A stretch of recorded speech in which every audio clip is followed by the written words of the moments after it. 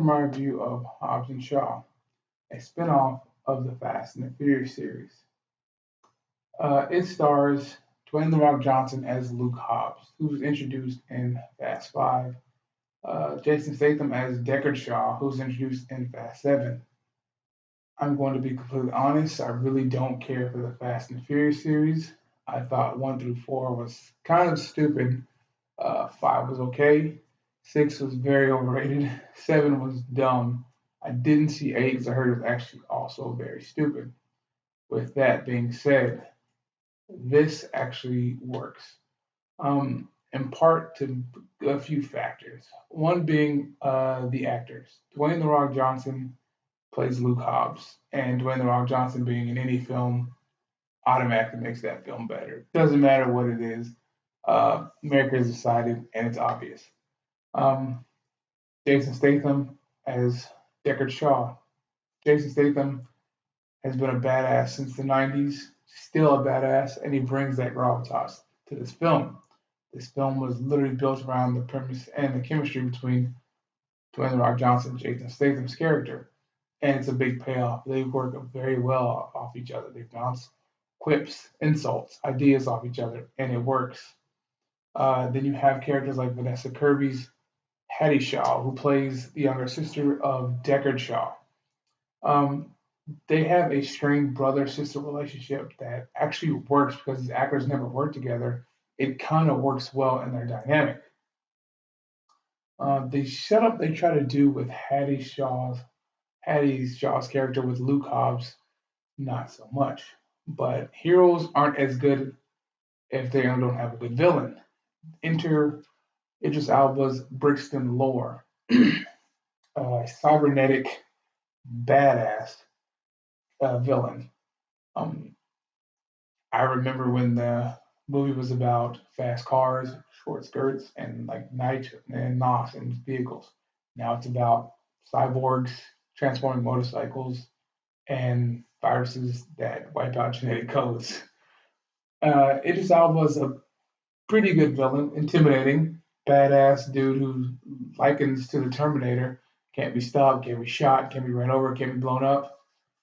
Um, and it works for his character. His motivations are kind of dumb, but as long as he's a badass, intimidating villain, which he is. Another thing that works for this film is the director. They didn't get the series regular James Wan, who directed 5, 6, 7, 8, and will be directing 9. He's also known for directing and creating the Saw franchise, Conjuring, Insidious, and he directed Aquaman. I think most of those films are ass. Glad he didn't touch this one. This one is directed by former choreographer and stuntman David Leitch. David Leitch directed and co-wrote John Wick, amazing film, and then he choreographed John Wick 2. And then he went on to direct Atomic Blonde, choreographic, which has one of the greatest action scenes I've ever seen in a film. Please go watch that. And he directed Deadpool 2. He brought his expertise and professionalism from the previous films onto this one. There's a lot of action in this film, shocker, being a Fast and Furious film. And he knows his way around an action scene. And speaking of action, there are quite a few action scenes that are just really ridiculous. Like I said, this film, the laws of physics decided they wanted nothing to do with this film, and it shows.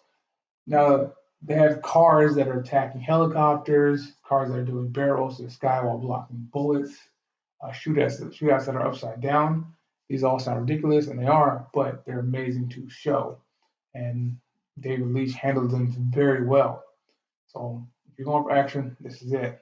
This is what you came for. These are the things. Uh, Now, there are a few things that don't work in this film. One big one, which is writing.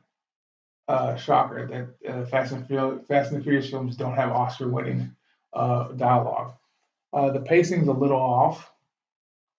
You'll have an action scene that has a lot of cool shit like explosions, shootouts, and all of a sudden it'll transition to like a somber, soft moment that does not work. It doesn't. They're just forcing dialogue and heavy emotions that was not there a while ago, and it doesn't work. And as I was speaking earlier, Hattie Shaw and Luke Hobbs' relationship, they try to force into a love relationship. You can literally feel the writers grabbing the back of their heads, going, "Kiss, kiss. You two like each other now. It's what's written. You guys have to kiss each other." That being said, the writers are two very not very good writers. One of the writers, co-wrote Iron Man 3, which was a shitty film himself, and then he co-wrote Rogue Nation, Mission Impossible: Rogue Nation, which was a great film. And the other writer has been writing for the Fast and Furious franchise since Tokyo Drift. Bad start already. Co-wrote Wanted, co-wrote SWAT. Great action in these scenes, but terrible dialogue, and it shows. And it has shitty pacing. Um, but I mean, you don't go to these films to see uh, Aaron Sorkin level dialogue or Quentin Tarantino level writing, but it does help to have competent writing, which is kind of sort of lacking in. You go for the action, plenty of it, plenty to see. This is a good date film if you have a date this weekend. By all means, take your girl there, watch the film, then go out to eat. You have plenty to talk about. This cool scene, this cool thing that happened, this shootout, Samoan guys taking their tops off and oiling themselves up and doing dances. Plenty to talk about the date, by all means. uh, with all that being said, I think it's worth seeing. Give it a 7 out of 10. Um, you know, thank you for watching. Don't forget to like and subscribe. Any questions, comments, or constructive criticism, please leave in the comments below. And with that being said, thank you for watching. Have a good day.